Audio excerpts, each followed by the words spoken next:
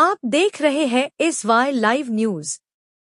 ठाणे में किशन नगर स्थित पंचशील निवास 4 मंजिला इमारत की पहली मंजिल के गैलरी वाले हिस्से के ढहने की घटना घटी। पंचशील निवास इमारत 35 से 40 साल पुराना है और इस इमारत में 60 से 70 निवासी रहते थे। हालांकि सौभाग्य से इस दुर्घटना में कोई हताहत नहीं हुआ।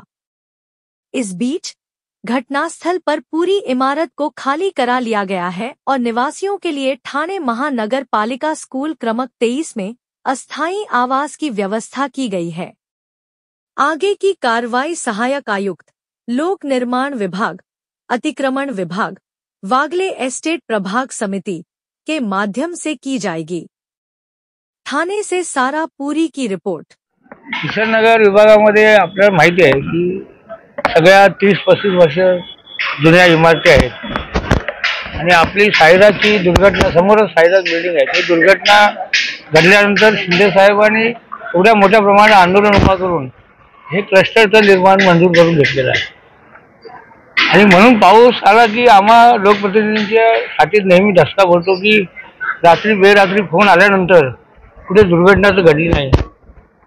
मग अशा मध्ये दुर्घटना घडत असतात आणि सर्वसामान्य लोकांवर जी टांगती तलवार आहे ती परमनंटली कायमची दूर व्हावी ह्या दृष्टीवर आमच्या शिंदे साहेबांच्या माध्यमातून पूर्णपणे प्रयत्न होते आणि त्यामध्ये चांगल्या पद्धतीने यश आलेलं आहे। आपण बघताय की आता क्लस्टरच्या इमारती 30-35 महिन्याचं काम झालं, काही महिन्यामध्ये हे सगळे शिफ्टिंग सुरू होतील। परंतु दुर्दैवाने आज 10:30 वाजता पंचशील इमारतीची पॅराफिट वॉल कोसळली आणि सुदैवाने कुठलीही जीवितहानी झालेली नाही आहे। परंतु नक्कीच सर्वसामान्य कुटुंबातील लोकांना पुन्हा एकदा खर्चाचा बोजा त्यांच्या अंगावर पडतोय हे बघितल्यानंतर आम्हालाही वाईट वाटतं। आणि स्ट्रक्चरल ऑडिटचं काम आता सुरू झालेलं आहे आणि त्याचा रिपोर्ट उद्यापर्यंत येणं अपेक्षित आहे। आल्यानंतर रहिवाशांना कसा दिलासा द्यायचा त्या पद्धतीने सर्व लोकप्रतिनिधी, नगरसेवक मंडळी आम्ही सगळे इथे थांबलेलो आहोत आणि लगेचच रिपेअरिंगचं काम सुरू होईल। आणि सुदैवाने कुठेही इमारत आता सध्या तरी दिसत नाहीये की इमारत तोडावी लागेल अशी। आजूबाजूला देखील काही इमारती आहेत, त्यांच्या नागरिकांचा त्या महापालिकेच्या प्रशासनाच्या माध्यमातून सातत्याने पावसाळ्याच्या अगोदर आपण नोटीस देतात, परंतु सर्वसामान्य मध्यमवर्गीय कुटुंब त्यांना रिपेअरिंगचा बोजा सहन होत नाही आणि म्हणूनच मनात असून सुद्धा इमारती रिपेअर होत नाहीये। मग आता त्याला एकच सोल्युशन आहे, ते म्हणजे क्लस्टर।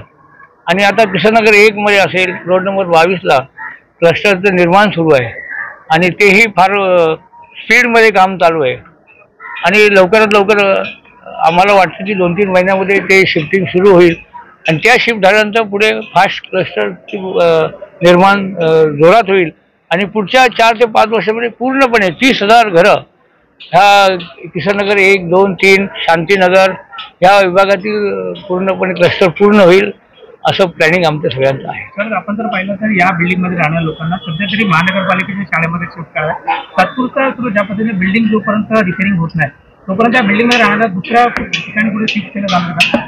कसं आहे की 10:30 वाजता इमारतीचा काही भाग पॅराफिट वॉल कोसळल्याचं आम्हाला माहिती पडल्यानंतर सगळेच नगरसेवक, 4-5 नगरसेवक इथले लगेचच इथे हजर झाले आणि रहिवाशांना मदत करण्याचं काम सुरू झालं आहे।